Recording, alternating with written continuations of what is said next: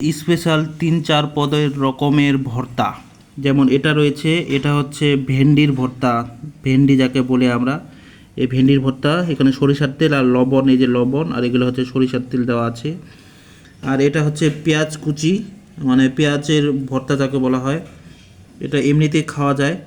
পেঁয়াজ কুচি, লবণ, মরিচ, হলুদ, তেল দিয়ে সুন্দরভাবে ভাজা হয়েছে।